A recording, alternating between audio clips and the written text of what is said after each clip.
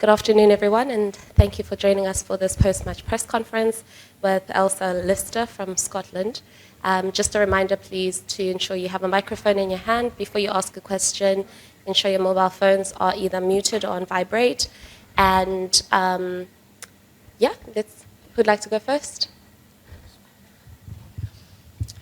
Hello. Hi. Hi. Well, I guess can you just sum up for us your campaign as a whole and what you guys are going to take home with you? Yeah, I think we're a bit disappointed, obviously, because we've probably not played the cricket that we would have liked, but ultimately we're just super proud to be here. And that day when we first qualified was unbelievable. So I think we're incredibly proud. And hopefully it's just a glimpse of what's to come. And hopefully we'll be at many more World Cups. You guys started really well. So, I mean, do you feel like even in that short period of time that you've been here, you've been able to sort of learn and put things into practice? Yeah, definitely. I think we're just learning as we go. We don't get to play a huge amount of cricket.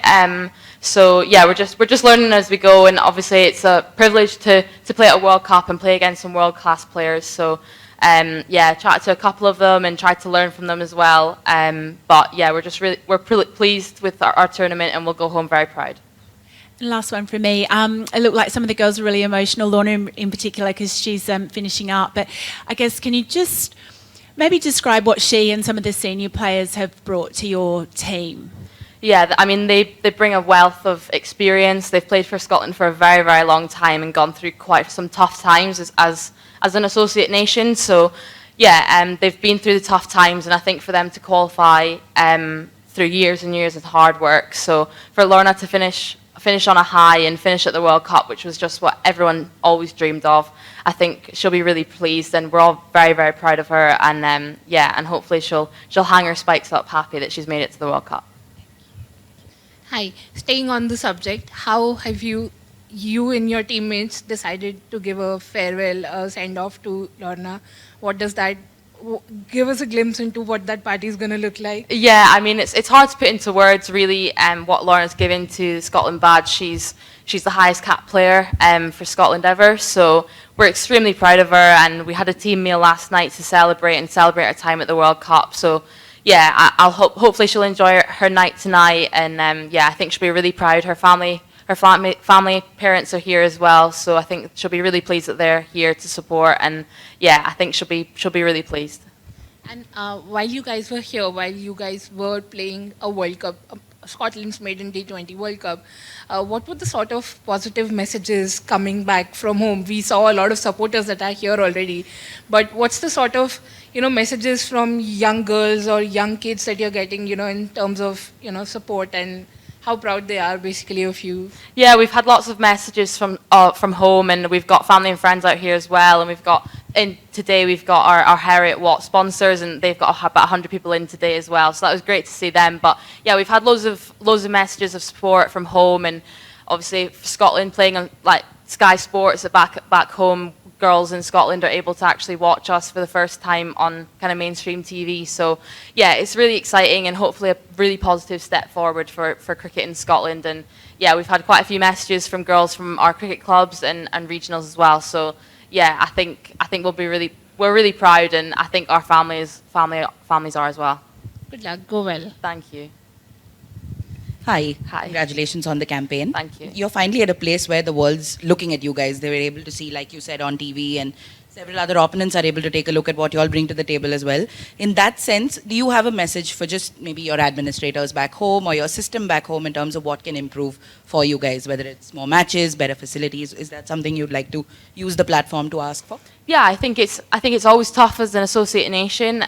Obviously, all we really want is more games and more fixtures, and yeah, this was a glimpse of us playing against the top nations, and yeah, I think we'd like to do it a lot more. Obviously, we want to just play for our country as many times as possible. So yeah, hopefully the support continues to improve, and I think we have given glimpses of what we could do, albeit maybe not exactly how we would have liked to have gone about it, but yeah, I think it's just a start, hopefully, and hopefully the game will continue to grow, and the kind of lower ranked nations will continue to grow, and the competitions will get bigger and bigger. Right. And the other thing was today's batting performance was actually pretty good because we keep hyping up the England bowlers and for good reason. But we also saw you guys you were not sweating against any of the bowlers there. You were picking up your gaps really well. Boundaries were coming in as well. Can you take us a little bit maybe through how you planned your batting innings because you have all of these names on that bowling roster to plan against? What was that like in prep? Yeah, I think it comes down to trying to play to your strengths as much as possible, and obviously this is our final game of the tournament, so we've tried to adjust the conditions as much as possible. I thought England bowled really well, but yeah, we obviously tried to take it to them, kind of got away at certain points, but not a huge amount. But yeah, I think they bowled well and they used the surface pretty well as well. So yeah, I think today was better, and it seems like each game we've improved on our batting performance.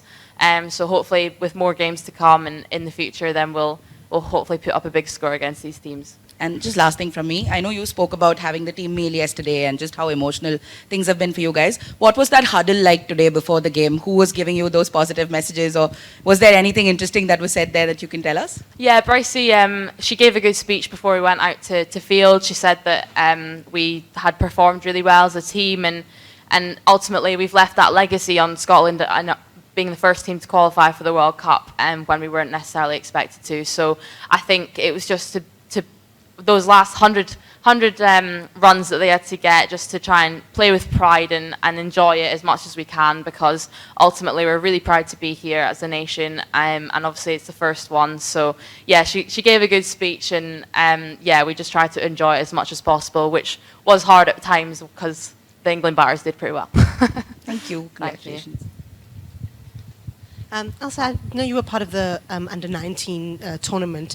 What does it do to play in a tournament like that, a multi-team tournament, and then come to a World Cup? Do you think that's a good kind of development pathway, especially for someone like yourselves who don't play a lot of bilateral cricket? Yeah, it was really good. It was a great experience there's maybe 3 or 4 of us that were in the 19s World Cup, and yeah, that was a great experience. Obviously, it was the first one as well, so it was quite special to be a part of that as well. But ultimately the game is growing, and obviously there was a lot more teams at that World Cup as well, which is great to see, and I think that's what we want into international cricket as well, as many teams at World Cup as possible.